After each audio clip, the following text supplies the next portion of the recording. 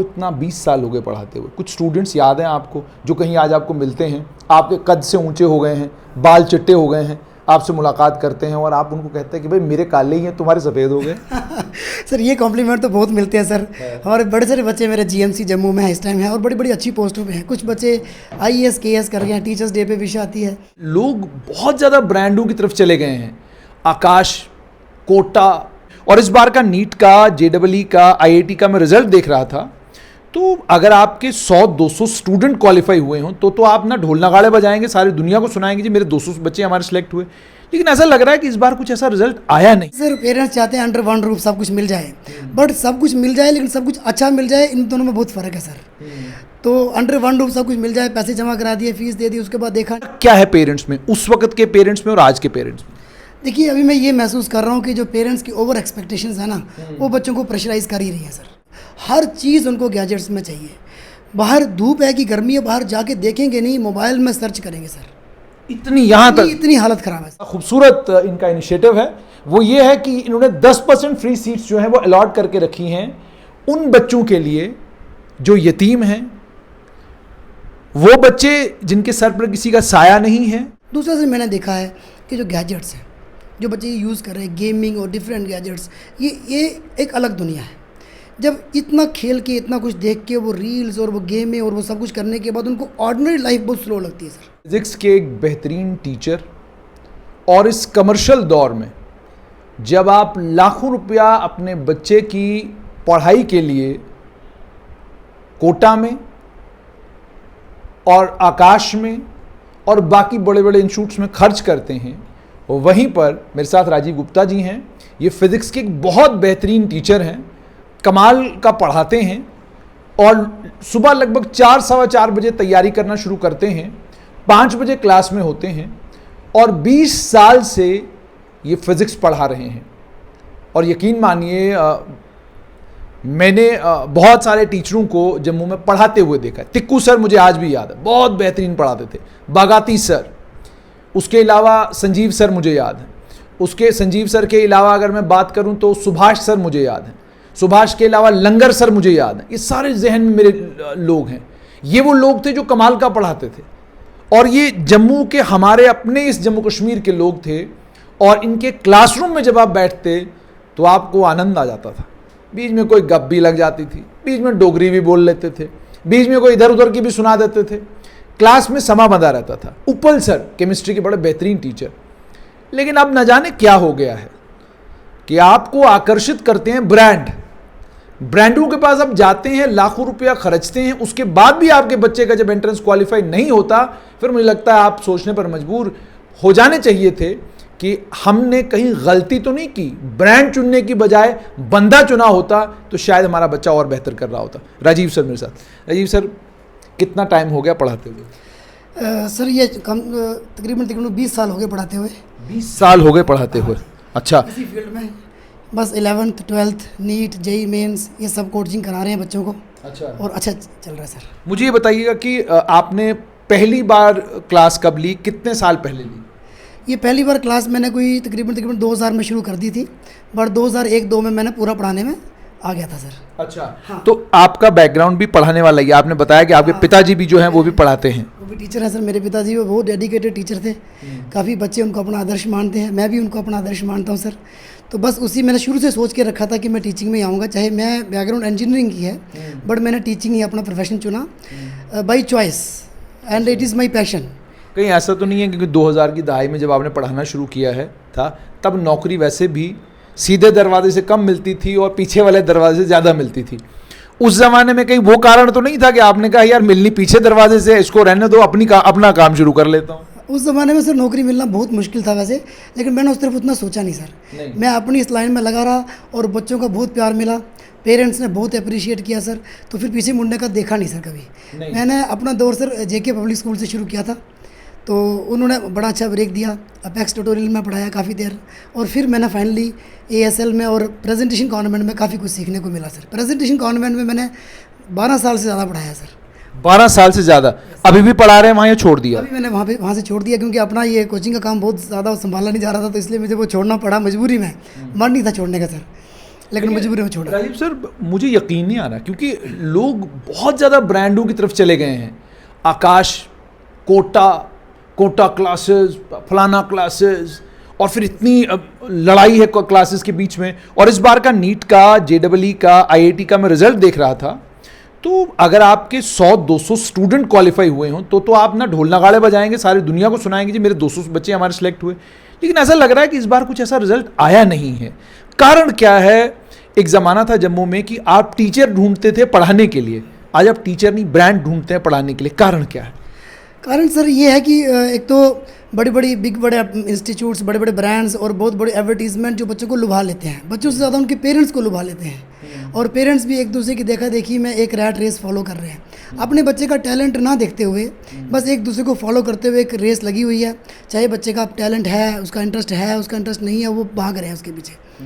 उसकी वजह से वो प्रॉपर बच्चा मैनेज कर नहीं पा रहा है, और मैनेज नहीं हो पा रहा, रिजल्ट अच्छा आ नहीं रहा सर। इसलिए पहले बच्चे को देखना चाहिए कि मुझे क्या करना है और क्या करना है, उसके अकॉर्डिंग उसके पास उतना टाइम भी होना चाहिए। तो मैं तो हमेशा ये कहता हूँ कि प्रॉपर प्लानिंग और प्रॉपर प्रिपरेशन बहुत ज़रूरी है सर।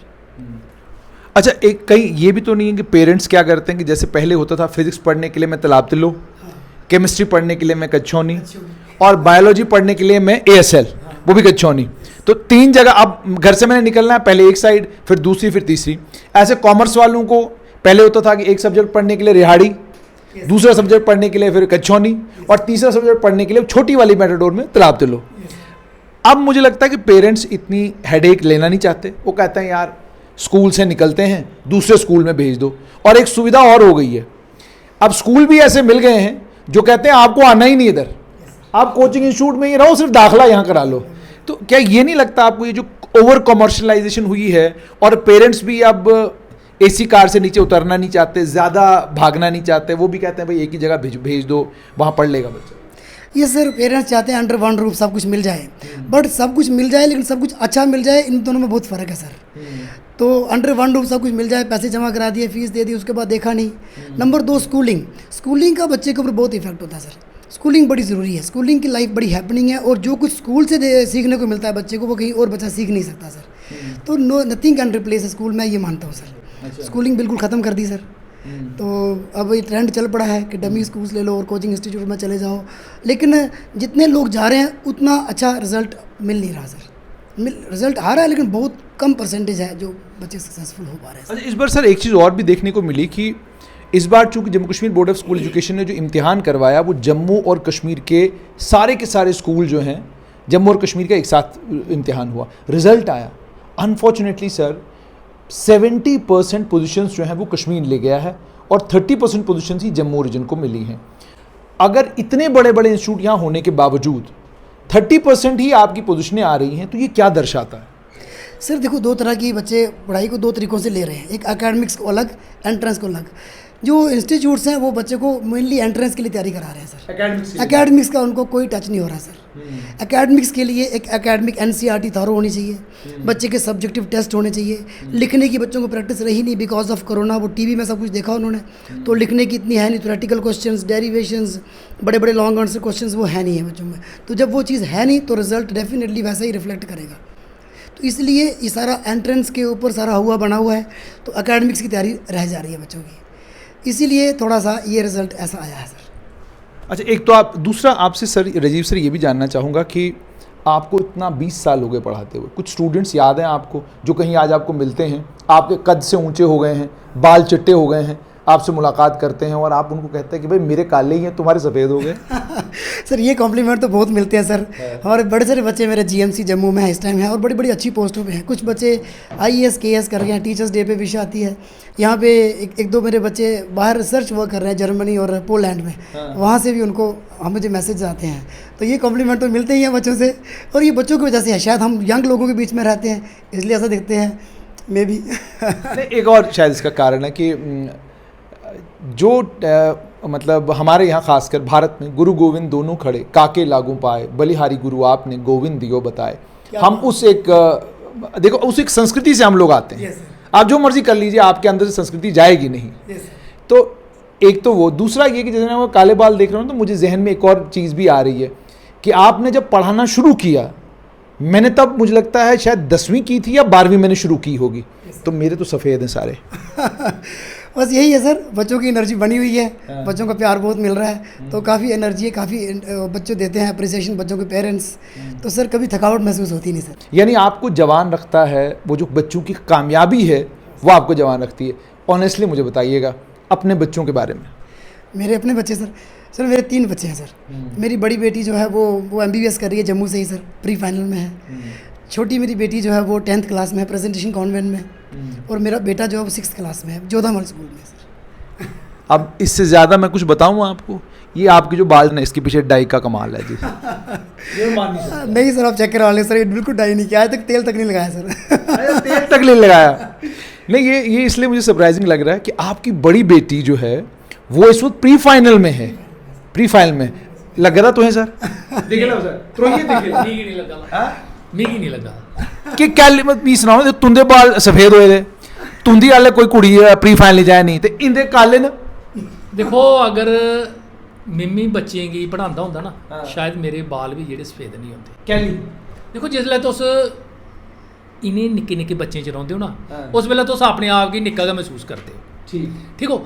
दूआ एह् है कि जेह्ड़ा एह् सेवा भाव कन्नै बिना लुभ लालच दे, बिना कुसै छल फरेब दे, बिना मुट्टी रकम लैते दे जेह्ड़ा एह् लोकें गी पढ़ा करदे न, बच्चें गी पढ़ा करदे न, एह् बहुत बड्डी समाज दी सेवा करा करदे न। तो ये सुरेंद्र सागर जी का एक्सपर्ट कमेंट बीच में आ गया। तो ये भी आपसे जानना चाहूँगा कि पेरेंट्स भी बहुत परेशान हैं इस वक्त। एक टाइम था, और आपने क्या डिफरेंस देखा 20 साल का पूरा अगर पीरियड में आपको कहूँ, 2001 में भी आपके पास पेरेंट्स आते होंगे और आज 2023 में भी आपके पास पेरेंट्स आते हैं। फ़र्क क्या है पेरेंट्स में, उस वक्त के पेरेंट्स में और आज के पेरेंट्स में? देखिए अभी मैं ये महसूस कर रहा हूँ कि जो पेरेंट्स की ओवर एक्सपेक्टेशंस है ना, वो बच्चों को प्रेशराइज कर ही रही है सर, बहुत ज़्यादा प्रेशराइज कर रही है, ओवर एक्सपेक्टेशंस। मतलब ठीक है, मेडिकल इंजीनियरिंग आज की डेट में है, चल रहा है, बहुत बढ़िया है, सब कुछ ठीक है, लेकिन सब कुछ ये नहीं है। तो ओवर एक्सपेक्टेशंस, मैं पेरेंट्स को यही अपील करूँगा आपके माध्यम से कि बच्चों को रिलैक्स रखो, रिलीव रखो, डेफिनेटली बहुत अच्छा परफॉर्म करेंगे अगर हम उनको सपोर्ट करेंगे तो। इसके अलावा भी बड़ा कुछ है करने को, ऐसा नहीं है कि ज़िंदगी यहाँ ख़त्म हो जाती है, बहुत कुछ है। मैंने देखा है बड़े सारे बच्चे, हम खुद भी, तो मेडिकल इंजीनियरिंग के अलावा बहुत कुछ है लाइफ में करने को। उनको रिलैक्स रखो, उनको रिलीव रखो, उनको अच्छे संस्कार दो, डेफिनेटली बहुत अच्छा परफॉर्म करेंगे अगर हम बच्चों को सपोर्ट करेंगे तो। जैसे आपने कहा कि अगर हम बच्चों को सपोर्ट करेंगे, मैंने आपसे पूछा था कि फ़र्क क्या है पेरेंट्स में। 2002, 2004, 2006, 2008 में भी आपके पास पेरेंट्स आ रहे थे, आज 2023 में भी आ रहे हैं। अब मैं आपको कहूँगा एक बड़ा डिफरेंस क्या है माँ बाप में तब और अब में?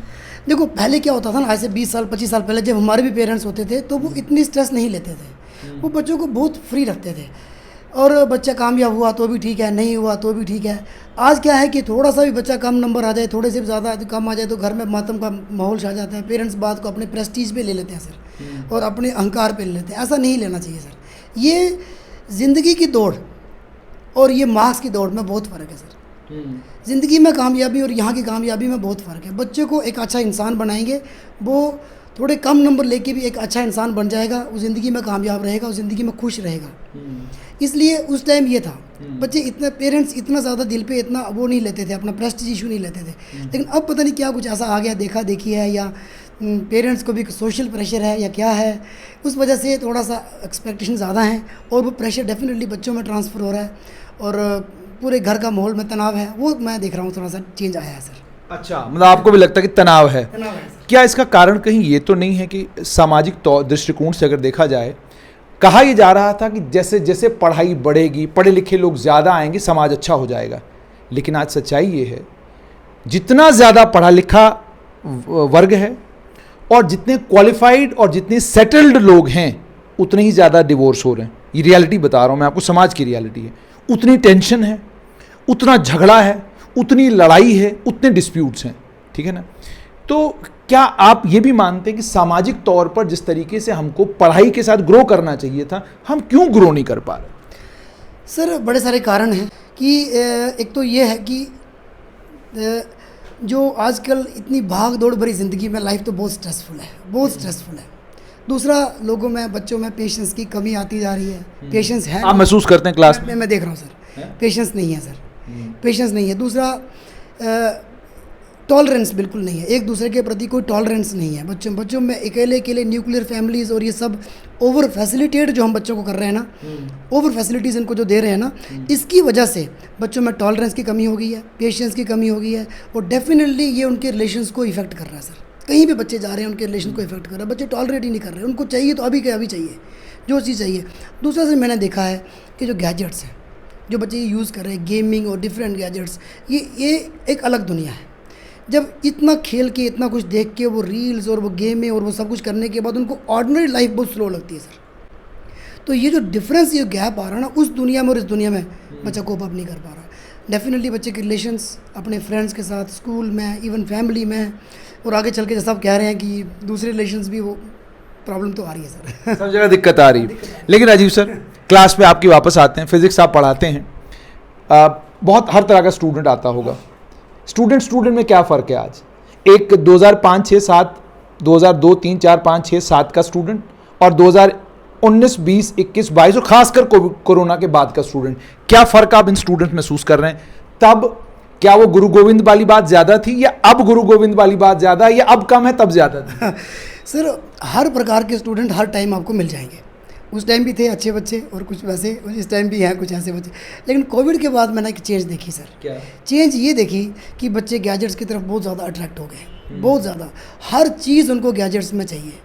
बाहर धूप है कि गर्मी है, बाहर जाके देखेंगे नहीं, मोबाइल में सर्च करेंगे सर। इतनी यहाँ तक इतनी हालत ख़राब है सर। उनको कुछ चाहिए वो बोलेंगे एलेक्सा, कुछ चाहिए उनको बोलेंगे, उनको कुछ एलेक्सा सर, एलेक्सा दे दे।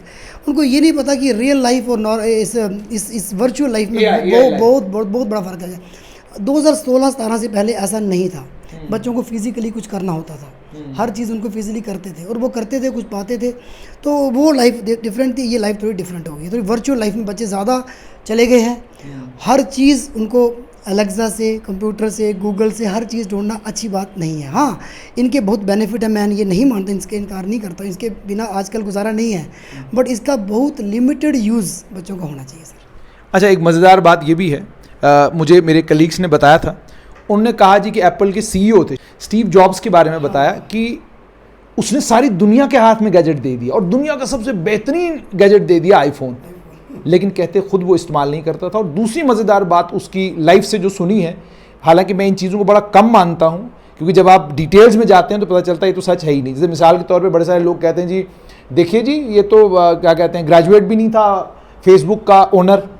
तो फिर जब आप फेसबुक के ओनर की डिटेल में चले जाते हैं, आप कहते हैं यार ये तो यूएस की टॉप यूनिवर्सिटी में एडमिशन लेने के बाद उसने ड्रॉप आउट किया। फिर आप चले जाते हैं अमेजन का CEO, गरीब आदमी। ये क्या मैंने एक दिन देखा किसी कोई कहानी कहीं यूट्यूब पे देख रहा था, वो गरीब आदमी था, फिर वो उसके लिए पास छाता नहीं था, बारिश में भीग रहा था। फिर मैंने उसका डिटेल देखा, मैंने कहा यार ये भी तो अरबपति ख़ानदान से था, ये तो कोई गरीब था नहीं इनमें से। लेकिन स्टीव जॉब्स को लेकर एक बड़ा अजीब सी बात मैंने एक जगह पढ़ी कि उसने जितनी शर्टें जो घर पे रखी हुई थी वो सब बिना कॉलर वाली रखी थी, कॉलर वाली कोई शर्ट नहीं रखी थी, और टी शर्ट पहनता था वो भी बिना कॉलर वाली। उसका कारण ये था कि उसको लगता था कि अगर मैं कॉलर वाली पहनूंगा इसमें मेरा टाइम वेस्ट होगा, सो मैंने वो पहननी है जिसमें कॉलर ना हो। इस तरह की कई और चीज़ें हैं। यानी आप जब इन लोगों की ज़िंदगी में चले जाते हैं तो आप देखते हैं कि ये बहुत साधारण लोग। अब मैंने एक और देखा, HDFC बैंक के शायद वो CEO हैं, मालिक हैं, मतलब HDFC बैंक जिसने खड़ा किया है, उनके बारे में मैंने सुना कि उसके दफ्तर में ना लैपटॉप है, ना टैब है, ना कोई बड़ा मोबाइल है, कुछ नहीं, उसके टेबल बिल्कुल खाली रहता है। और वो आदमी बाकी सबसे, और उस आदमी ने क्या किया, वो बाकी सबको टैब पे लगा रखा है, फेसबुक पे लगा रखा है, बाकी सबको लैपटॉप पे लगा रखा है। तो यही मैं कह रहा हूँ कि जो गैजेट्स का आप इस्तेमाल बता रहे हैं, लोग बहुत ज़्यादा गैजेट्स इस्तेमाल कर रहे हैं, पर जो गैजेट बनाने वाले हैं उन्होंने बड़ा कम इनका इस्तेमाल किया। इस डिफरेंस को कैसे देखते हैं आप? सर, जो भी बड़े लोग होंगे जो उनकी लाइफ बहुत डिसिप्लिन होती है। आप किसी की भी लाइफ देख लो सर, वो उनका लाइफ में वो दिनों के हिसाब से काउंट नहीं करते, वो मिनटों और सेकंडों के हिसाब से काउंट करते हैं कि मुझे कपड़े चेंज करने में इतने मिनट चाहिए, मुझे ब्रेकफास्ट में इतने मिनट है, ब्रेकफास्ट के बाद मुझे, तो वो मिनटों के हिसाब से चलते हैं। वो गैजेट्स अगर यूज़ करते भी होंगे, आई डोंट नो, लेकिन करते हुए तो बहुत कम समय के लिए और लिमिटेड समय के लिए। और किताब भी मुझे लगता है बच्चों ने पढ़ना छोड़ दी है। क्या ये भी एक सच्चाई है? बहुत सारे लोग कह रहे हैं कि बच्चे अब किताब नहीं पढ़ते, वो कहते हैं जी अगर है कुछ तो व्हाट्सअप पे भेज दो, है कुछ तो क्या कहते हैं आप मुझे टेलीग्राम पे भेज दो। सर, किताबों का तो बहुत ख़त्म हो रहा है, किताब पढ़ने का तो ट्रेंड ही ख़त्म हो रहा है। बाज़ार में किताबें को बिकने का भी आप देखेंगे तो ट्रेंड कम हो रहा है बहुत ज़्यादा। एक तो वो ऑनलाइन नोट्स आ रहे हैं बच्चों को, वो व्हाट्सएप PDF फाइल्स वो सब चल रही हैं, तो बच्चे कम पढ़ रहे हैं, वहाँ से वीडियोस देख रहे हैं। बट मैं कहता हूँ किताबों को कोई भी रिप्लेसमेंट नहीं है, किताब का कोई रिप्लेसमेंट नहीं है, किताब पढ़ने की जैसे कोई हॉबी नहीं है सर। तो मैं बच्चों को यही अपील करूँगा कि डेफिनेटली किताबें पढ़ें, अच्छी अच्छी किताबें पढ़ें और उसको अपना एक हॉबी बनाएं। अच्छा, अंत में आपसे जानना चाहूँगा, फिजिक्स का मॉड्यूल कैसे बनाते हैं आप, और कौन कौन सी, मतलब आप क्या 10th 11th 12th सारी क्लासेस पढ़ाते हैं, 11th 12th के बाद नीट ये सब क्लासेस आप पढ़ाते हैं, और ये मतलब टाइमिंग क्या रहता है आपका, कितने बजे से कितने बजे तक क्या क्लासेस लेते हैं? सर हम 9th 10th 11th और 12th सारी क्लासेस पढ़ाते हैं। फिज़िक्स हमारे यहाँ स्पेशलिटी है। हमारा मेन फोकस है NCERT, फंडामेंटल्स, बेसिक्स। हम ये मानते हैं कि जिस बच्चे के फंडामेंटल स्ट्रांग होंगे वो मुश्किल से मुश्किल question, numerical, objective type solve कर लेगा। तो डेफिनेटली ऑब्जेक्टिव्स की हम प्रैक्टिस तो देते ही हैं बच्चों को, लेकिन फंडामेंटल्स की हम स्ट्रांग, ये हमारी स्ट्रेंथ है सर। क्लास कितने बजे शुरू करते हैं? क्लास मेरी सुबह 5:30 बजे स्टार्ट होती है सर। 5:30 बजे? सर्दी गर्मी दोनों टाइम या सिर्फ गर्मियों में? गर्मियों में सर, सर्दियों में थोड़ा लेट कर लेते हैं, कोई 7:30 बजे तक। 7:30 बजे तक। और कब तक आपकी क्लासेस चलती हैं शाम को? शाम को लास्ट क्लास मेरी 6 बजे, 6:30 खत्म हो जाती है सर। 6:30 खत्म। Tire out? 7 बजे थकते नहीं आप टायर आउट? बीच में थोड़ा समय मिलता है ब्रेक के लिए, लेकिन ठीक है, बच्चों के साथ रहते हैं तो थकावट महसूस नहीं होती। बच्चों की एनर्जी बनी हुई है सर। तो पेरेंट्स का प्यार बना हुआ सर। अच्छा, ये आपका जो ट्यूटोरियल है जहाँ पर आप पढ़ाते हैं, ये आपका घर भी है यहीं पर? ये कहाँ पे है, किस जगह? ये ग्रेटर कैलाश में है सर, लेन नंबर 8 में, ज्ञान कोश के नाम से लोग जानते हैं सर। यहाँ लोकल बहुत सारे बच्चे हमसे पढ़ के गए हैं, काफ़ी अच्छा वो हमारे बारे में रिव्यूज़ भी लिखते हैं, और ऑलमोस्ट इस एरिया के सारे बच्चे हमसे पढ़े हुए। लेन नंबर 8 में अपर साइड में 3rd घर है। तो बहुत बहुत शुक्रिया राजीव गुप्ता, आपने सुन लिया। राजीव गुप्ता जी से हमारी बातचीत हुई, और एक झूठ आपने बहुत सुना होगा। झूठ अक्सर ये बड़े ट्यूटोरियल वाले जो हैं बोलते हैं, वो कहते हैं जी कि हमारे पास ये कोटा है 10% वाला, ये कोटा हमने यतीमों के लिए रखा है, ये कोटा हमने उन ख़ास बच्चों के लिए रखा है जिन्हें भगवान ने, अल्लाह ने, वाहिगुरु ने कोई ख़ास चीज़ देकर दुनिया में भेजा हुआ है। कोई बच्चा है, भगवान ने, अल्लाह ने उसको, मान लीजिए हाथ अगर नहीं दिया है, दिमाग बहुत तेज़ दिया है, कोई देख नहीं सकता लेकिन सोच बहुत अच्छा सकता है। और इसी तरीके से जिससे अल्लाह, भगवान, मान लीजिए चलने की क्षमता जिस बच्चे में नहीं है, वो स्टीफन हॉकिंग्स बन जाता है। स्टीफन हॉकिंग्स एक ही चेयर पर है, लेकिन जो हॉकिंग्स कर गया शायद ही दुनिया में कोई दूसरा आदमी कभी कर सकेगा। आप आइंस्टाइन की ज़िंदगी पढ़िए, आप बहुत सारे और लोग जिन लोगों ने बहुत सारी डिस्कवरीज की, कईयों को तो अब हमारी बुक किताबों से बेचारों को भगाया जा रहा है, मगर उन सबको जब आप पढ़ेंगे तो आपको पता चलेगा कि अगर उनके अंदर कोई एक कमी थी, उस कमी को भगवान ने, अल्लाह ने किसी तरीके से कोई और चीज़ देकर उस कमी को दूर किया। तो राजीव जी का एक बड़ा खूबसूरत इनका इनिशिएटिव है, वो ये है कि इन्होंने 10% फ्री सीट्स जो हैं वो अलॉट करके रखी हैं उन बच्चों के लिए जो यतीम हैं, वो बच्चे जिनके सर पर किसी का साया नहीं है, अपने किसी रिश्तेदार के पास रहते हैं, या वो बच्चे जो ख़ास हैं, जैसे मैंने आपको कहा, सुनने, बोलने, देखने, चलने, हाथ से काम करने की जिनमें क्षमता नहीं है लेकिन दिमाग बहुत तेज़ है, उन बच्चों के लिए इन्होंने 10% कोटा रखा है और मुफ्त पढ़ाते हैं उनको एक प्राइवेट इंस्टीट्यूट चलाकर, और वो भी घर में एक कोचिंग इंस्टीट्यूट चलाकर। ये 10% का कोटा रखना, इसके लिए आप बधाई के पात्र हैं।